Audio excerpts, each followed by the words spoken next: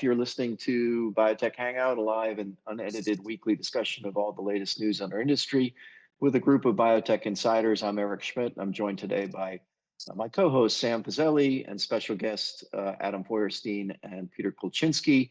For more information about our hosts and guest speakers or to listen to the most recent episode, please go to biotechhangout.com.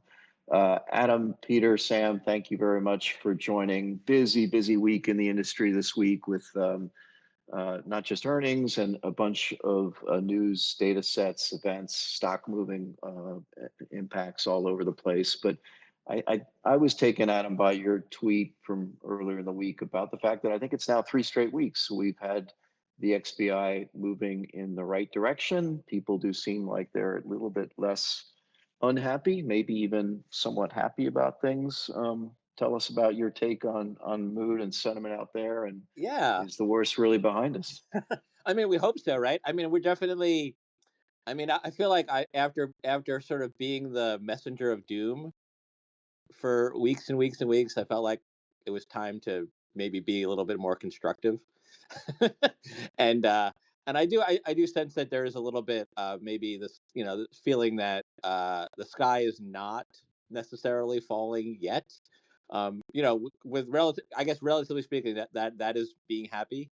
So, and I think we're seeing that there's been a nice rebound in the XBI off the kind of the early April low, right? And it seems like it's sticking around. So, plus we've got some good news, right? Some good, really strong drug launches. We had a couple of deals, so I think things are improving. And are we really in recovery mode? And if so, what actually has changed? Well, you tell me, Eric. I think you're by your question, you're casting doubts on that. So, what are your thoughts on it? Well, I guess I'm still scratching my heads. I don't pretend to have any of the answers, and we'll bring Peter and Sam into this conversation in a moment. I mean, from where I sit, some of what you tweeted certainly does ring true. The drug launches are working. That's been a constant theme, probably for the past 6 to 12 months, not just the last 3 weeks. But certainly, we saw that in shining colors with Q1 earnings, which generally I would say, and we'll talk about a lot of the companies that produced results this week. But generally speaking, I thought there was more good than bad in the earnings, and we saw some M&A also, which we'll talk about this week as well. I think you or Sam were going to cover that for us. So that's always a nice little kicker, but I don't think anyone believes that two smaller-ish deals are going to make a trend in M&A. So my greater concern in the back of my mind is still honestly the FDA. And Peter, I know that's something that you've been very vocal and focused on, and also and my concern specifically is that yeah, we didn't have any terrible news this week, but we had a missed PDUFA date. We had still some headlines that certainly make me unsettled. And I think the FDA continues to hang in a balance that's very precarious at this point in time. But maybe, Peter, good time for you to talk about your views there. Yeah, so I think April was one hell of a stress test of our industry, of the whole market. I mean, we weren't alone in this, but we had a few biotech specific issues. And I think that what it revealed to us is the power of protest. You don't just sit back and say, I don't know, I'm sure somehow this will get resolved. It can't be that this will that the FDA will be dismantled or whatever. So, it's like a vaccination, right? It like revs your immune system up, and that immune system's got to like actually keep protecting you. So, in that respect, it was heartening. It was heartening to see that when we saw that things seemed to be really unstable at the FDA, that a number of us were able to pull together, analyze, frankly, like you got to analyze what the heck's going on. So you got to talk to the people that are on the inside, and then start engaging with some of the people that have influence, members of Congress, people at the FDA, people in the administration, and then you're never quite told that, like, oh yes, we will do this. Instead, you have to read what's put out there publicly. And so we've all started to see some of the signals that the FDA won't go through a major reorganization. And that's reassuring. I hope it doesn't, result in complacency, right? A feeling like, oh, now everything's fine, because we got a long road ahead of us, right? Like nobody's ever tried to dismantle, this many pillars of the economic and drug development model, to throw tariffs and most favored nation price controls and reorganizing the FDA, and who knows how many other constants will turn into variables. So I think we got to be on high alert. But I agree with you that, but for those those new variables, shall we say, biotech and the whole pharma model is still working. Investors flock to pharma stocks. When the market started to fall apart and that there was a flight to safety. I love that. The fact that the world, however much it hates pharma, however much it might be distressed by all that's going on, sees pharma as safe. It's like, yeah, that's right. People get sick, they need their medicine. They're not thinking about recession or no recession. They're not worried about geopolitics. Their disease is their whole world. And so they prioritize getting care. And their doctor prioritizes them, and they'll write the script and they'll get the prior authorization, and then insurance will cover it. And that is ultimately how the returns generated, and that is happening through thick and thin. So seeing our companies continue to execute through all this is, kind of how we ultimately recalibrate, to the core of our own portfolio and just say like, all right, the world's crazy, but actually things are working. So we just got to protect all that's working and trust that, medicines will continue to generate value. Certainly the science is still working. If you completely defund the NIH, we may have less of it in 10 years, but in the very near term, the projects that we're all funding, they're, independent of, NIH funding or whatever. Not that the administration's talking about defunding the whole NIH, just changing the way the NIH funds. I'll pause there. Sam, what are your thoughts? I mean, are you less worried about some of the macro considerations we've been talking about over the past weeks, tariffs, reference pricing, China competition? Look, Eric, I've never been particularly worried about China competition because my view has always been the money should go with sciences. And actually, if you listen to some of the pharma companies, they still keep going on about, look, there's assets there that we like, and then we're going to go and license them or access them. The problem I think that we're all facing is it's just uncertainty. We've all learned that it's possible that over the next however number of years this lasts the way that it's been going, is that you never know what's going to happen next or who's going to say what next. And the folks in charge seem to not worry about the words necessarily that they speak, and it moves the markets. So, but specifically in terms of what biotech's been doing recently, and I think we bounced back with the rest of the market. There's also that element of possibility that folks are looking for an interest rate cut. So that's always been something that we've all wanted to see as a way of making money come back to risk assets, and that's what we're seeing. The uncertainties around FDA, HHS, coverage of vaccines, what vaccines you're going to be approving or not, what kind of reactions the companies are getting from the FDA. All the pharma companies, unless it's because they don't want to get put their head up above the parapet too much, say that their conversations with the FDA have been fine. They haven't noticed anything. So maybe there's a disconnect. Obviously, Adam's probably in touch with, and you guys are probably in touch a lot more with the smaller biotechs, and maybe you're hearing more. So I don't know where that disconnect is coming from, if there is one. Well, let's talk about the FDA in a moment, but maybe Adam, I'll let you have the last word on this topic No, of I mean, whether I really agree biotech with is really I bouncing. agree Yeah. with what Peter said. Particularly about being vigilant, right? I think that that's super important, and I think a lot of people are really tuned into companies and how they're interacting with the FDA and things that are happening, and the statements that are being made. because and there are certain key individuals and officials at the FDA who are still there and maybe maybe hanging on by a thread, but are still there and are really important to the way that that place operates and functions, and all those things are important. Like things can change, as we've seen, things can change day by day. It's a little bit crazy, but I think Peter's right that we just have to kind of keep watching it and adjust on the fly. Well, Peter, you sounded or alluded to being a little bit more optimistic about the FDA in the maybe past week or so, and I guess alluded to some comments that perhaps Commissioner Makary had made about not restructuring of the agency.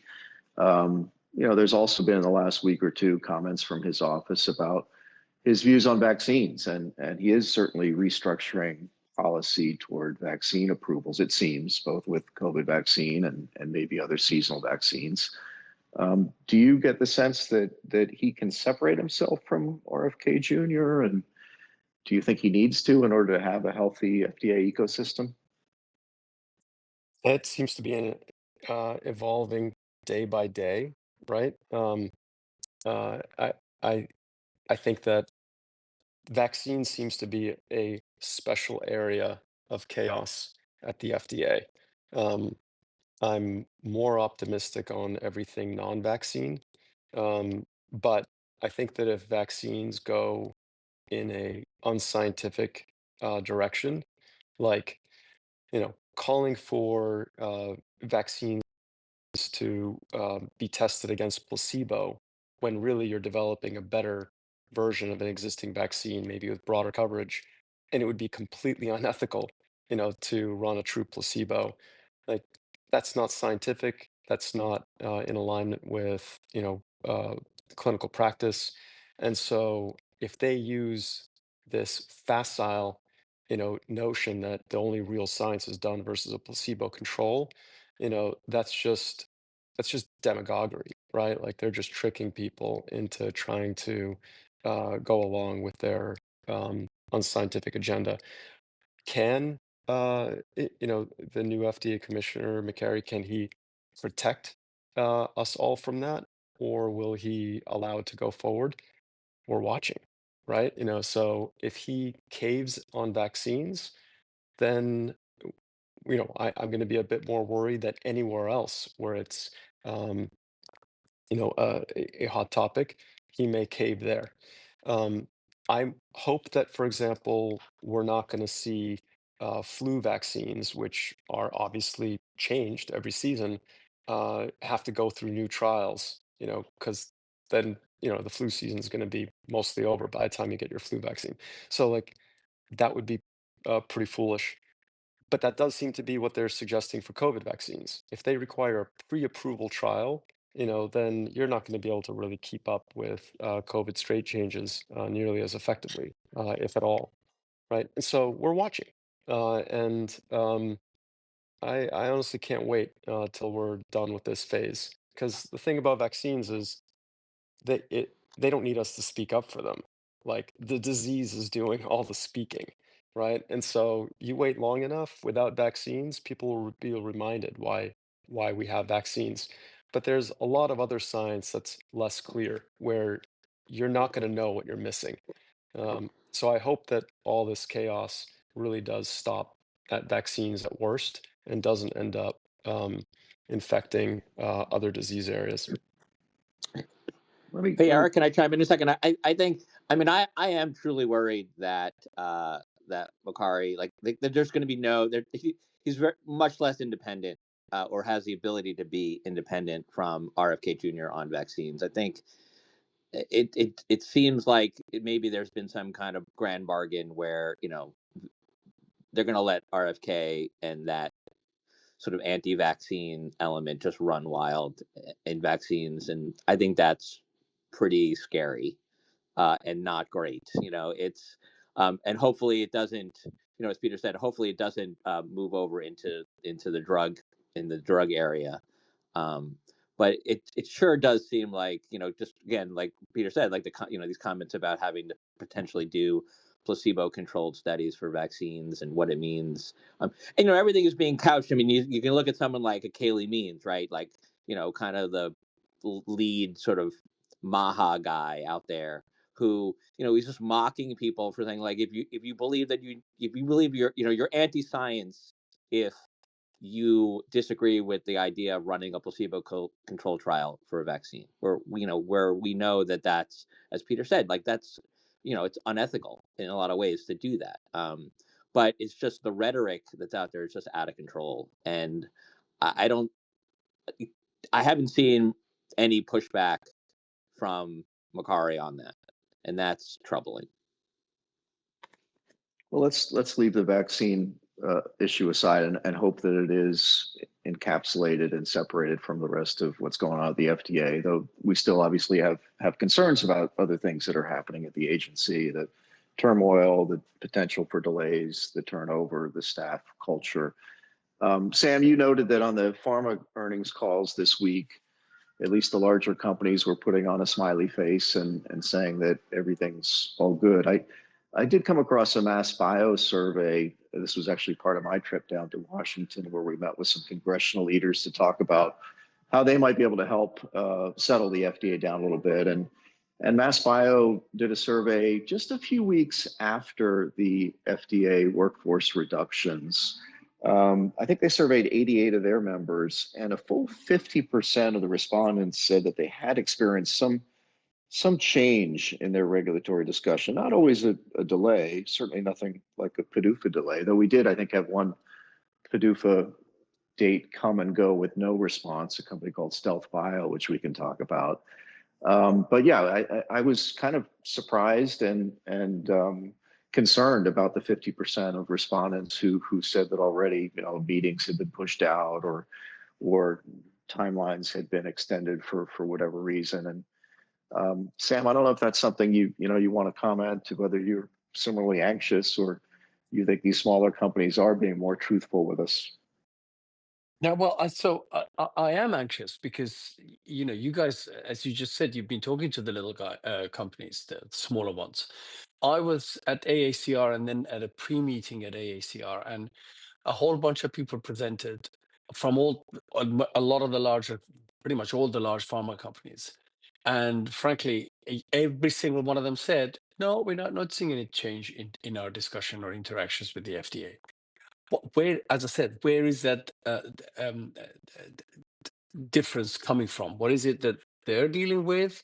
Is it because, I don't know, maybe they have better systems in place, or maybe the FDA is prioritizing the larger? I mean, I hope not, right? It should be driven by the PDUFA or by the work that they're doing.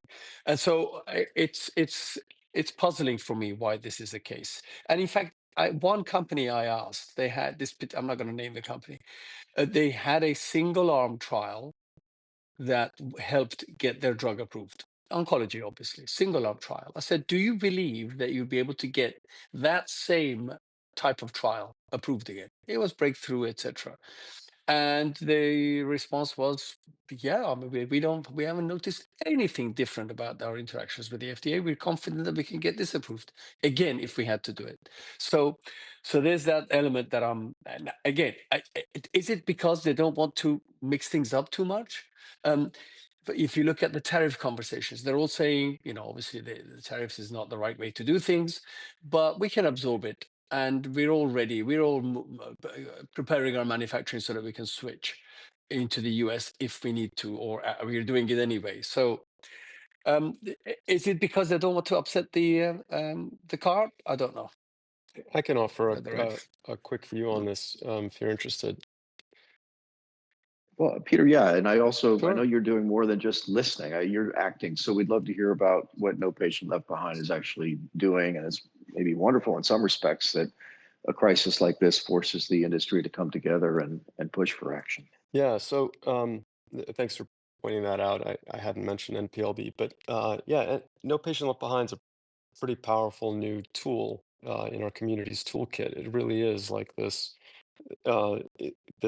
gathering spot for concerned leaders to come together and address these kinds of issues. So one of the things we did was we ran a survey pretty soon after news broke about chaos at the FDA, when it had only been going on for about a week. So you wouldn't have expected to find many companies having problems.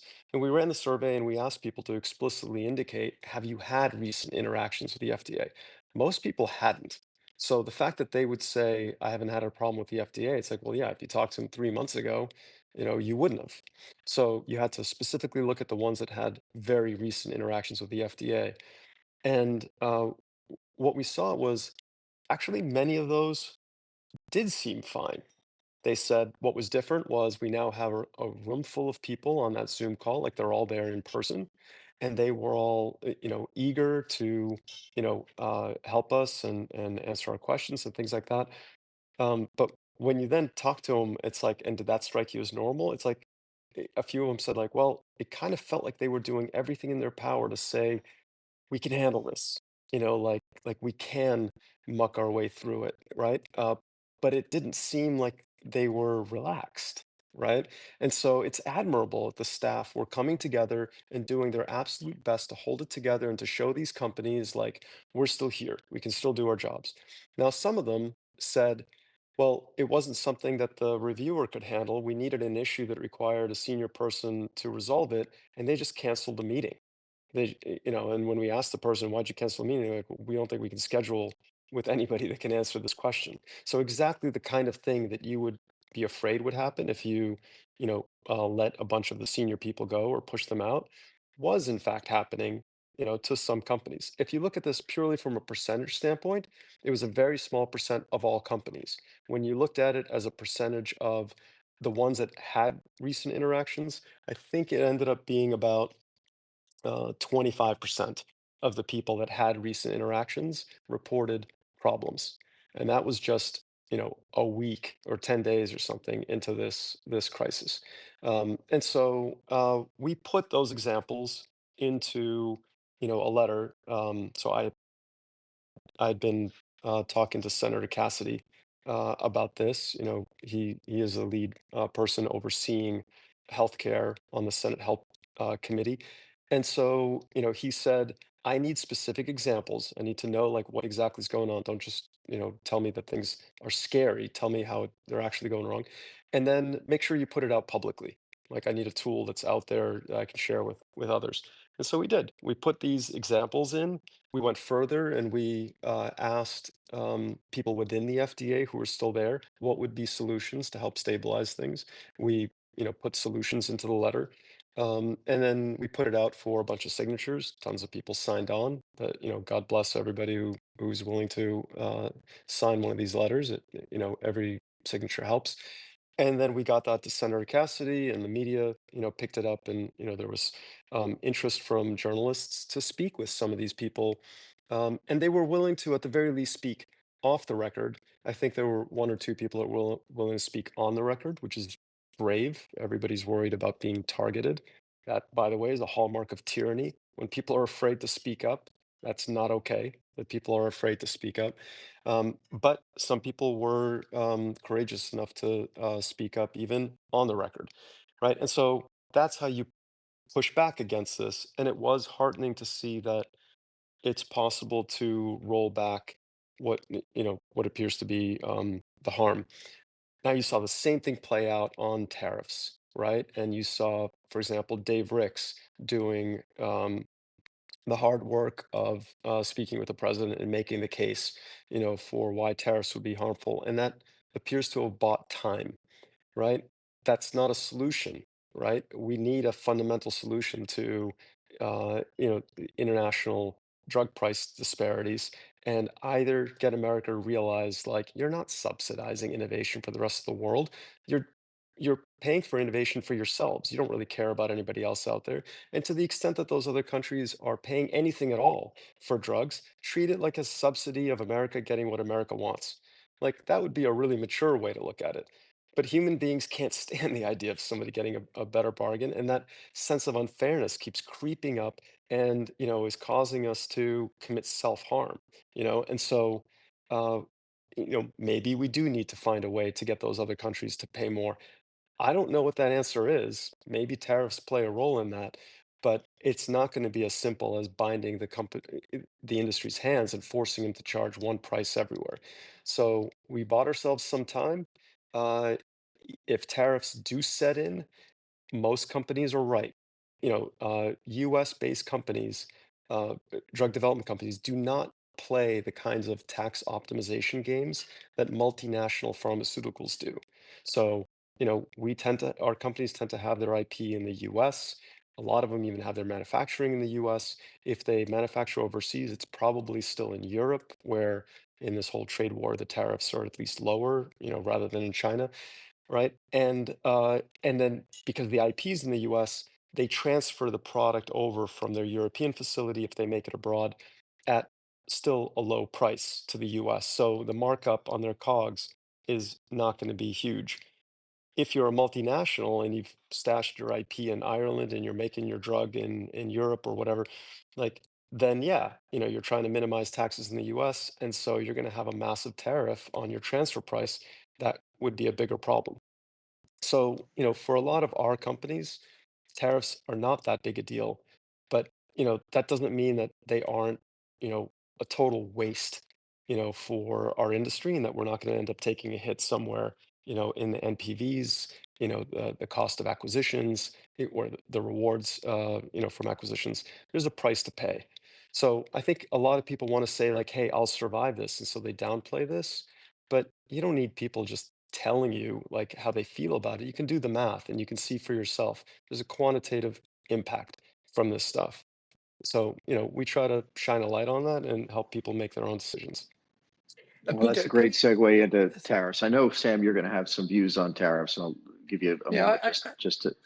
yeah, But go actually, ahead. before we leave the whole FDA thing, I just want to say, well, first, thank you and No Patient Left Behind for being willing to step out there and being visible and trying to rally the community. And I'm sure you took some heat as well as some praise for doing it. But it's critical that others do the same. I myself I mentioned in DC this past week, and to me, the comment you made about tyranny is not just appropriate to uh, tyranny, but fear of speaking out is not just appropriate to tyranny, it's also appropriate to politics. Unfortunately, I found that some of our elected leaders were fearful of speaking out for fear of repercussion. And that's not something we can have either in a functioning democracy. So the more we do speak out, the more we support the truth, what's right, our own views, the more we talk to our elected leaders, I think the more power we give them to act appropriately. And I certainly hope that No Patient Left Behind is going to tip the scales in the favor of justice and science. But, we can all be hopeful. Go ahead, Sam. I just wanted to say that. No, just wanted a clarifying thing for and from Peter. The people I spoke to were all large pharma. So my assumption was that at any given time, they must have quite a lot of interactions with the regulators across the globe.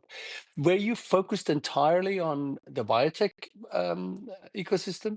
Yes, we surveyed small companies. So at first, I only surveyed my portfolio companies, figuring that everywhere we sit on the board and we're already under CDA, that they would be more forthcoming.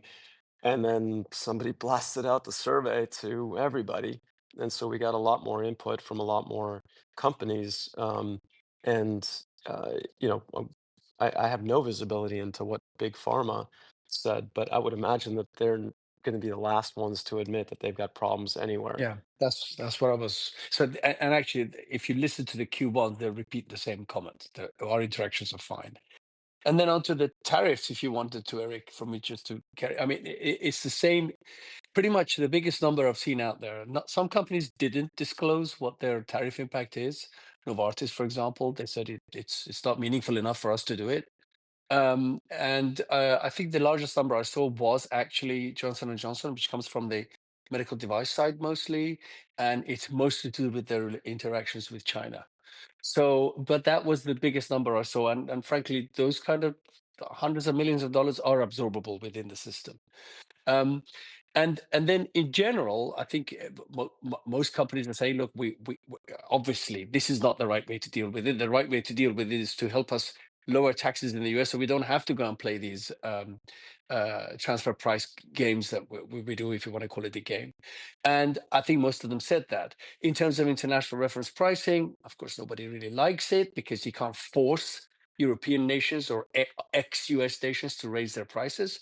Don't forget, folks, at the same time, Europe's going to have to be dealing with increasing their defense budget, which is the right thing to do. But you can't, unless they all start printing money, they can't just go and raise their, I think on average, it's about 7% of GDP spent on prescription drugs, which in the US is far higher than that. And it should be higher in Europe.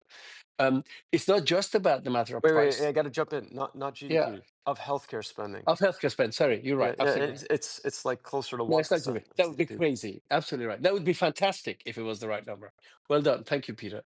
And then, of course, the other issue is the speed with which or time that it takes to get product to market, and even not getting approval or not getting any of the health technology assessments allowing a drug that's clearly positive to be approved and used. So those are the other issues that certainly Europe needs to deal with. And then one last thing I wanted to say, I'm not 100% sure that I trust the numbers that some of the companies, I'm not saying they're lying or covering anything up, but 20 billion, 30 billion, 50 billion here and there in terms of commitments we're going to be spending in the US over the next 4 or 5 years. I think some of them almost certainly include the standard capex, maintenance capex that they were going to be using, or their standard R&D. So we need to look at what the number. I think the best measure for me is the number of jobs that they're suggesting they're going to add, and that's not been massive numbers. Okay, so maybe there is some light at the end of the tunnel when it comes to tariffs and an improving outlook. Adam, coming back to you, you had already flagged in your tweet the strong launches that biotech is experiencing. This is the lifeblood of our industry. Anything in particular that you saw in the first quarter that you want to call out? Well, probably like you said, Eric, it's a kind of more of a continuation of a trend, right? We've seen this, probably the most attention in the last week was probably on BridgeBio and the Q1 for Attruby, which it was very strong. They posted a really great number, which bodes well and sort of confirms what a lot of people had thought, that there were a relatively large number of patients who were undiagnosed or untreated in that patient population, and that it looks like that could be a much more expansive market than had previously been thought. So I mean, I think just continue. So Madrigal obviously put up a pretty good number too. There's always been a lot of question marks about the MASH market as it pertains to these drugs and GLP-1s and how those things compete. So those are all. I mean, I'd rather see strong drug launches than a bunch of earnings reports where we see a lot of misses, right? So it just sort of collectively, I think it bodes well. Did you get a chance to listen into the Alnylam call? I know our team thought that they were a little bit less transparent on what was happening with their I did TTR not. launch. I did not get a chance, and it's interesting you say that. Yet, but I have also heard the same and picked up on that. I guess I can sort of, I don't know. I was going to save something for next week, but I guess I'll share it here because I love you guys. I did ask them after the call specifically because I think it came up about how they're going to report out Amvuttra sales going forward. And I think a lot of people were, hoping or expecting to see them parse the number by the indication, by polyneuropathy and cardiomyopathy. And I was told yesterday that they were not going to do that.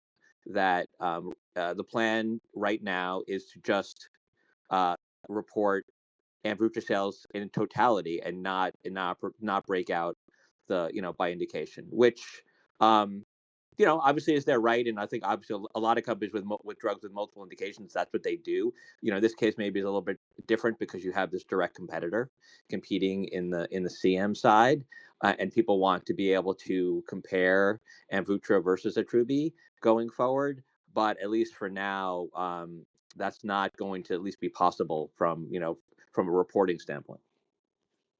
Yeah, our team picked up the same thing. Olivia Breyer is our analyst on Alnylam, and she also let us know that they weren't able to break that out. It's a little bit tricky, right? Not too many companies have the confidence in where their sales are coming from, indication by indication, in order to provide those numbers to Wall Street. But Olivia also felt that Alnylam on the margin was being maybe a little bit less than forthcoming with other launch metrics that potentially she would have liked to heard, especially given, as you mentioned, Adam, how how vocal BridgeBio has been with regard to reimbursement and patient numbers and uptake. I mean, you would really think that Alnylam would have some of those benchmarks. Yeah, no, I agree. It's an interesting it is an interesting situation. I mean, as a reporter, I love it, right? Because you got these two companies competing head to head, and you can sort of compare the numbers. And then when one company is being sort of less transparent and one company is being more transparent, it just creates that. It, I mean, I do wonder, and I reached out to them, and I'm not here to give them advice or anything. I did mention to them, I thought it was a little odd that they wouldn't parse out those numbers that way, and so they may, like, who knows, right? They have 3 months. We can all revisit this in 3 months to see what Alnylam ends up doing. But that was noteworthy to me when I heard back from them yesterday. Sam, I know that Adam mentioned some successful product introductions and some favorable earnings reports. I think Verona probably also falls into the same bag as a BridgeBio or a Madrigal. There are a few other mid caps that are having terrific early product introductions, but I think you wanted to pick up on a couple of losers from the Q1 earnings period as well. Yeah, I mean, losers. It's nobody ever likes to label a company as a loser, but I know exactly what you mean, and let's just perhaps talk about Regeneron and maybe Moderna quickly. Regeneron, obviously, they just had their 1Q, and they came in 7% below consensus. It's one that one of my colleagues, Andrew Galler, covers. And EPS, okay, missed only by about 2%.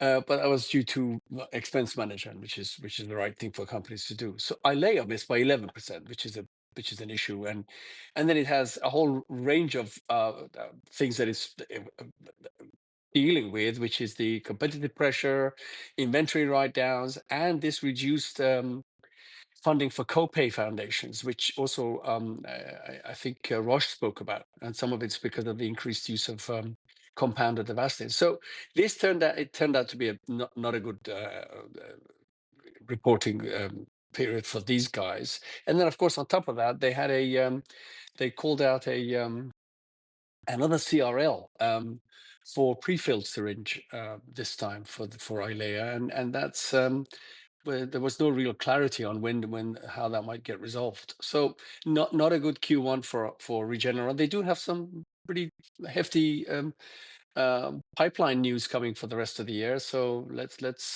see how that all pans out. One thing is not exactly their drug, but Lilly got data coming at ADA for their bimagrumab combination with semaglutide, and of course they've got an equivalent type product, and let's see if Lilly can show us preservation of muscle mass. And then, of course, they've got their LAG-3 that they believe is differentiated, reporting in the second half in the first-line melanoma trial.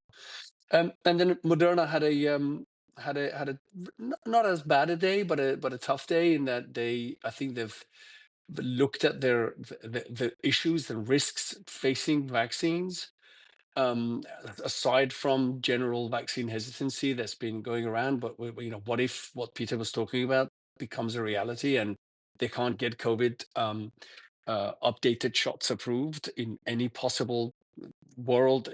You're not going to be able to do a placebo, just a controlled trial ahead of the season. And so they've now guided to 2027 OPEX, which is meaningfully below what consensus had. And according to our numbers, it saved them from going cash negative in 27 or 28, depending on revenue. But that still needs $2 billion of revenue top line. So, and then I think a lot of that is with the delay also in their flu combo COVID vaccine. It was a bit of a drag for those guys too. So, and you see them now becoming more of a cancer story. So that was the two I thought were worth mentioning. I want to. Can I add to that? I ask Sam a question, and maybe also you, Eric. Just when it comes to Moderna and the mRNA, platform technology, it just, I mean, there's so much hostility. I don't know how else to describe it against mRNA. You see these bills being introduced across state legislatures, banning mRNA vaccinations. Um, and then Sam, you mentioned that they seem to be pivoting to oncology more so than they have been. Like, what do you guys think about the future of, like, right now, the future of anything mRNA related, vaccines or drugs? Eric, do you want to comment? I'm happy to comment. No, please, Sam. Yeah, I mean, look, at the end of the day, if in an oncology setting, I think there was some earlier comments way at the beginning of the 100 days where there was a positive, I can't remember who it was now, I think it was Larry Ellison even, which of course is not in the administration, but what I'm assuming is a friend and still is a friend of the administration, talking about mRNA vaccines and how amazing they are. And in fact, I think Moderna share price moved on that. That this is a therapeutic. It's a very different story, I think. If they can get them to work, and frankly, and it's another topic that we'll talk about, PD-1 VEGF. Most of the physicians you speak to all say the same thing. Show me the data. It's interesting. They all want it to work because it opens a whole new therapeutic or preventative, whatever way you want to talk about it, as a peri-adjuvant trial setting. But show me, and we could analyze, as we might do for the PD-1 VEGF, PD-L1 VEGFs, every single bit of data, but the proof will be in the clinical data that reads out. I hope that answers your question, Adam. I just want to agree with you, Adam. I mean, unfortunately, we live in this world where mRNA has been indicted for poorly scientific reasons, right? Again, mentioned I was down in Washington, D.C., and one of the congressmen we met with was citing some report he had read that mRNA can alter your genome, right? And put aside the fact that he wasn't quite sure and didn't have the scientific background to know, but the fact that this stuff is out there and reverberating in our echo chambers and causing this level of focus and inspection onto mRNA technologies is just a shame. And we need to do better from a scientific literacy standpoint to counteract that, because otherwise we're going to miss out on some good drugs. Go ahead, Peter. I was going to say that mRNA can alter your genome if you want it to, right? It can do a lot of really cool things. Um, and, this whole thing with mRNA, it reminded me of hormone replacement therapy, right? Like, we talked ourselves out of the merits of hormone replacement therapy for millions of women who would have benefited from it because of a misread of a study way back when. This happens, right? This happens routinely in science and medicine. And the facts, they don't just stand for themselves. There's this uncertainty variable that you apply to the facts based on how the public will, want to receive it. And so if you don't have a good PR strategy, and I don't say that in a way where I know what that is. I'm saying we as an industry need to learn how to convey facts in order for them to be heard in the way they're supposed to. The public can easily talk itself out of something really beneficial. And so something along the way, with mRNA vaccines on the one hand, they saved the world, restored normalcy, trillions of dollars of economic activity. On the other hand, those myocarditis signals prompted, some people, probably people who are already, in the anti-vaxxer world, to go and search for anything they could find that would sow doubt. And they did, and they found it there, right? Oh, myocarditis. Well, yeah, leave aside the fact, I guess, that the virus itself causes way higher rates of myocarditis and a lot more harm. And so in the end, because we continue as an industry to assume that our work will speak for itself, right? We continue to discover that the public has ways of taking a left turn and denying itself the benefits of what we do. So I'll come back to No Patient Left Behind, actually, as a laboratory for messaging. And I don't think that we're going to solve how to message about vaccines or mRNA, but we do have to figure out how, as an industry, we're going to iterate on the marketing communications messages with all these different pockets of the public, and ultimately keep them as as much as they can be fans of what we're doing and receptive to the good that we're creating, and able to take the side effects, the risks in stride, right? Like the car industry has plenty of negatives to it, but people don't hate on the car industry, right? They choose not to. They choose to ignore the car accidents. They choose to ignore when some company has some emissions scandal or whatever. They just brush that off, right? Oh, the autopilot, screwed up, killed some people. Like, yeah, I'm still gonna drive, right? I'm gonna buy that exact same car, right? So like the public is capable of dismissing bad news if it wants to. We've got to do the R&D to figure out how do you ultimately bridge to the public and get them to believe in us, believe in the credibility of the work that we do, so that when these kinds of side effects come up, they're not used to completely dismantle, an entire scientific trend. So, cancer vaccines are yet to be proven, in my view. There's promising hints, but the most powerful use of this mRNA was and remains, in the prophylactic vaccine for infectious disease, and particularly for pandemics. Like it's the fastest response that we've got to this. So I really hope that the country continues to maintain its mRNA armamentarium.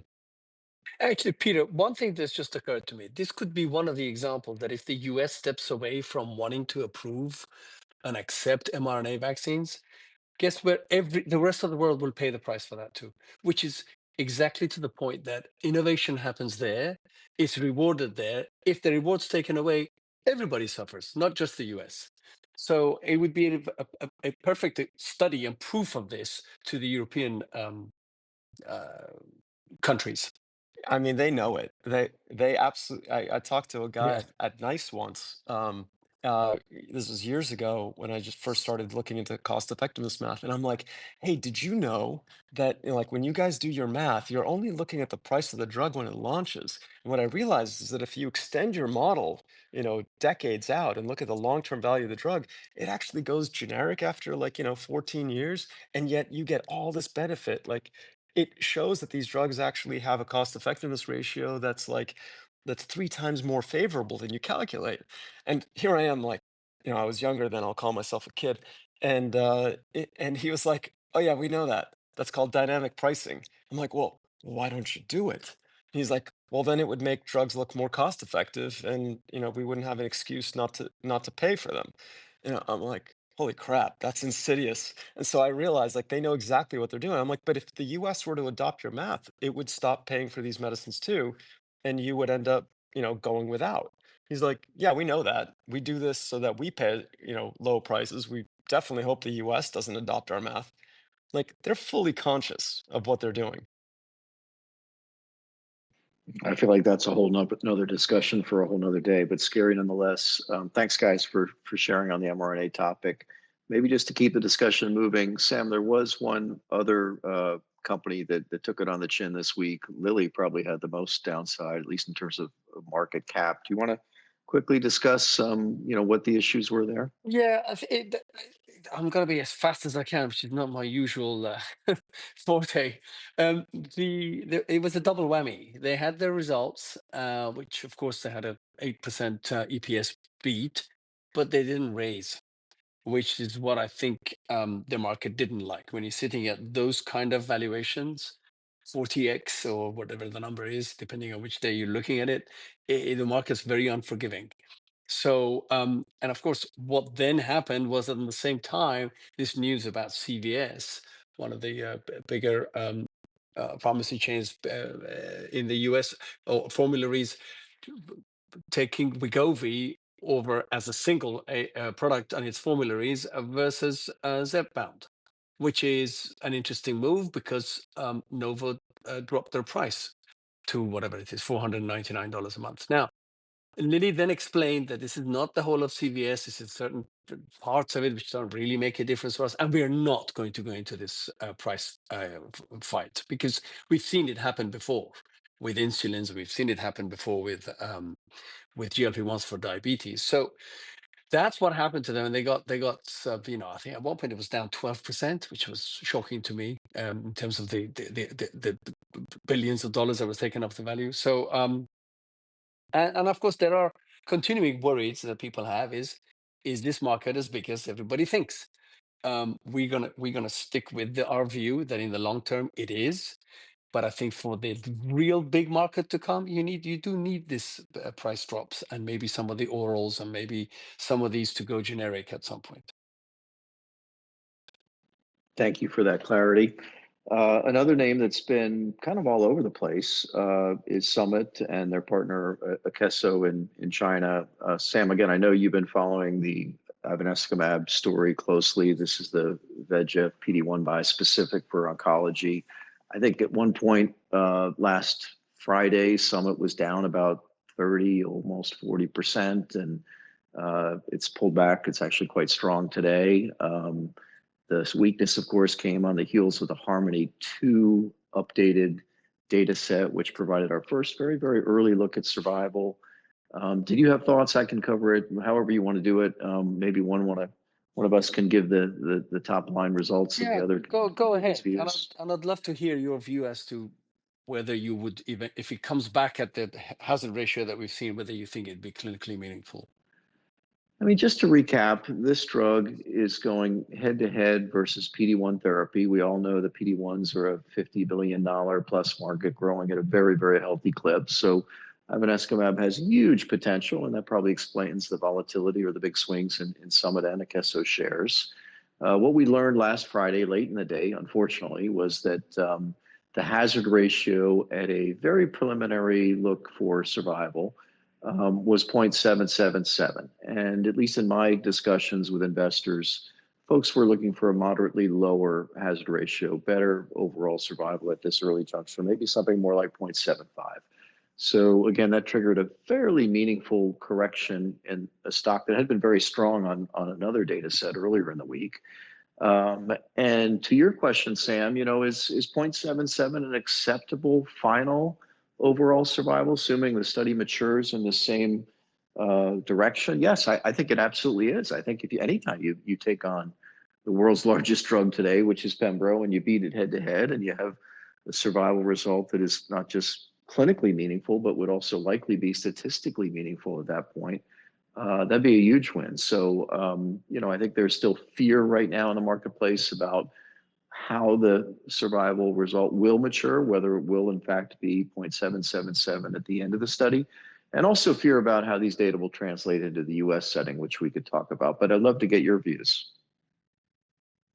Yeah, so I'll just add a couple of things. The things that I would love to know before I actually put my, if I could put my money to work, is the split by PD-1, PD-L1 expression, because in this trial they had Keytruda alone, and it included patients below 49%, where you're supposed to have Keytruda plus chemo. Now we know that that's not necessarily standard of care in China. So the risk for me is, or whenever we see that data split, that most of the efficacy, we know that's not the case for the PFS, right? But most of the OS benefit is coming in that population. That's what I'd love to see. Why would that be the case? I don't know. I can't think of a biological reason why the PFS wouldn't translate to equal benefit for the high expressors or low expressors. But to be able to sleep at night, that's what I would like to see. And then of course, go on. Go ahead. No, please. And I was going to ask you about the next trial, but go ahead. Yes, exactly. By the middle of the year, we are supposed to hear about Harmony. Now, Harmony is in second line EGFR. So you've had your Tagrisso most of the time, and you now need a follow-on treatment. So that trial is being conducted in the US. It's pretty much a carbon copy of the trial that has led to an approval in China called Harmony A. We look at those numbers, and the way I'm looking at it is this going to be able to beat the kind of things that are current in the US, which is a Mariposa 2. So Johnson & Johnson's Rybrevant plus Lascluze, or Rybrevant plus chemo, which they have 3 arms in it.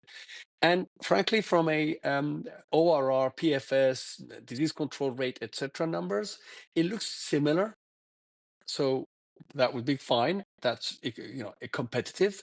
But what is definitely more interesting is that the discontinuation rates and the toxicity seems to be in favor of this drug, of the ivonescimab. So if it replicates Harmony A, and this is going to be the first time that we're going to compare ex-China trial with a China trial, and therefore I think middle of this year is going to be the one of the key data points for this class. I don't know, do you agree? Agree 100% on that. I mean, it's not so much that this second line EGFR positive lung cancer population is that large a market. It's not. It's quite small, and as you noted, it's quite competitive. But the three data sets that we have seen thus far all do come from China. They all suggest that ivonescimab is differentiated and superior in its properties than, say, PD-1 therapy. And yet we have nothing in the US to substantiate that. So if Harmony does replicate the Harmony A trial, which was conducted in China, I do think that's a very important milestone for investors in terms of de-risking. But we also had a bunch of other data sets, and I know we're not going to have enough time to capture all of them. Sam, I think you were at both AUA and AACR this week, and I don't know if there's a call out or two that you want to make that was particularly intriguing, perhaps at AUA. Very quick, for non-muscle invasive bladder cancer, there is great options coming up. CG Oncology's data looks good. TAR 200 from Johnson & Johnson looks good. They're both the sorts of things that you would say urologists could use. You don't have to go necessarily to an oncologist. And we also saw some data from Pfizer, sasanlimab, which is their subcutaneous PD-1, that looked good. So there's some hopes that bladder cancer is going to see some much better improvements in the next few months, years in terms of approvals, on the back of what we've already seen with EV Pembro for muscle invasive metastatic disease. And from AACR, so many data points. We wrote a lot, but one I want to shout out, which is going right back to where we started. A UK biotech had some very interesting data with an ATR inhibitor, and that's Artios. And they've been at it for a long time. This is the same group that gave the world Lynparza under the guise of QDOS, which AstraZeneca acquired. And this data set actually looks very good. So I'm happy to talk about it another time, but we don't have time. But it did look very, very promising in CRC, colorectal cancer, and PDAC, so pancreatic cancer. Well, thank you for that great recap. We've only got another minute or so left here. Maybe, Adam, I'll come back to you and give you the last word.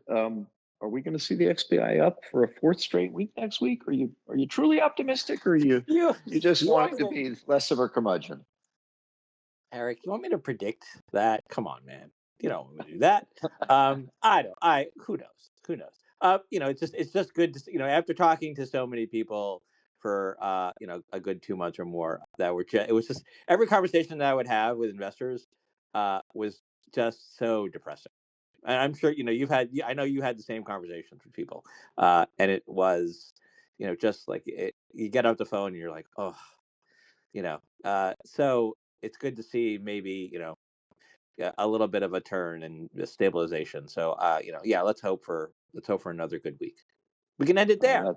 That's on an optimistic note from me, of all people. Yeah. Well, I'm looking at sunshine in New York City. We got the weekend ahead. It's Friday afternoon. Thanks everyone for listening in, and I hope we maintain that optimism. It's critical to the success of our industry.